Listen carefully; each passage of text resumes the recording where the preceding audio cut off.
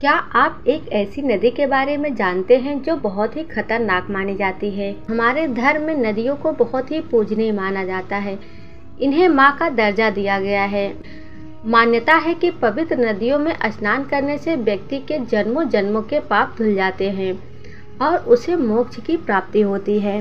लेकिन क्या आप एक ऐसी नदी के बारे में जानना चाहेंगे जो बहुत ही खतरनाक मानी जाती है। यह नदी पापियों को देखकर उबलने लगती है। इसका नाम है बैतरणी नदी। गरुड़ पुराण में इस नदी के बारे में विस्तार से बताया गया है। तो आइए जानते हैं बैतरणी नदी के खौफनाक रहस्य के बारे में।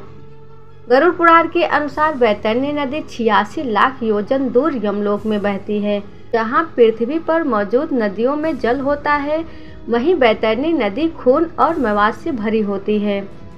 मृत्यु के बाद जब जीवात्मा यमलोक की यात्रा तय करती है तो उसे बैतरणी नदी से होकर गुजरना पड़ता है।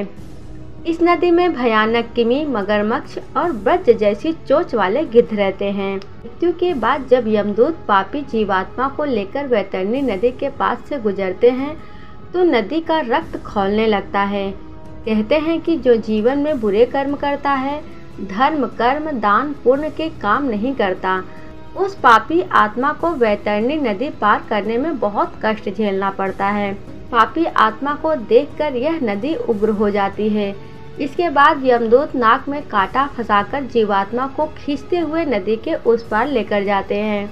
गरुड़ पुराण में यह भी बताया गया है कि बैतरणी नदी का स्वभाव हमेशा एक जैसा नहीं होता है। जो लोग अपने जीवन काल में ईश्वर की भक्ति, दान करते हैं, उन्हें मृत्यु के बाद यमलोक की यात्रा के दौरान कोई पीड़ा नहीं सहनी पड़ती। शास्त्रों में गौदान महादान बताया गया है। जो भी व्यक्ति अपने जीवन में गौदान करता है तो उस व्यक्ति को यमदूत नौका पर बैठाकर बैतरणी नदी पार कराते हैं। इस दौरान वह बहुत ही शांत होती है। गरुड़ पुराण में यह भी बताया गया है कि यमलोक जाने के मार्ग में बैतरणी एवं पुष्पोदका नदी पड़ती है। इन दोनों नदियों में बैतरणी नदी को सबसे भयावह माना जाता है। ऐसा इसलिए क्योंकि इस नदी में खून बहता है, साथ ही नदी के तट पर हड्डियों का ढेर लगा रहता है, जिन्हें पापी लोगों को पार करना होता है।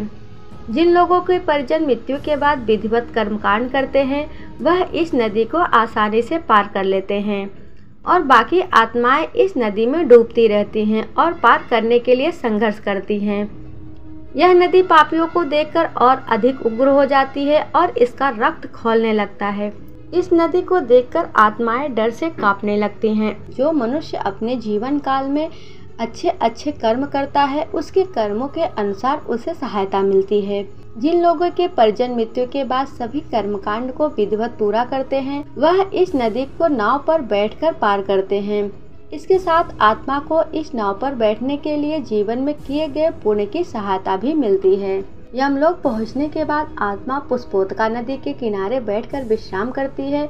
इस नदी का जल बहुत ही स्वच्छ एवं शीतल होता है और इसके किनारे बड़े बड़े वृक्ष लगे होते हैं। पुष्पोदका नदी के माध्यम से ही परिजनों द्वारा किया गया पिंडदान व तर्पण का भोजन प्राप्त होता है, जिससे आत्मा को शांति प्राप्त होती है। पितृ पक्ष में जो भी मनुष्य अपने पूर्वजों के निमित्त पिंडदान एवं तर्पण नहीं करता, तो उनकी आत्माएं बहुत ही कष्ट सहती हैं। वह आत्माएं बहुत ही निराश हो जाती हैं और बहुत दुख झेलती हैं। उन्हें भोजन नहीं दिया जाता है क्योंकि उनके परिजन उनके लिए पिंडदान नहीं करते हैं। इसीलिए हमारे धर्मों में 16 दिनों का श्राद्ध मनाया जाता है, जिसमें हमारे पूर्वजों के आत्मा की शांति के लिए पिंडदान एवं तर्पण किया जाता है।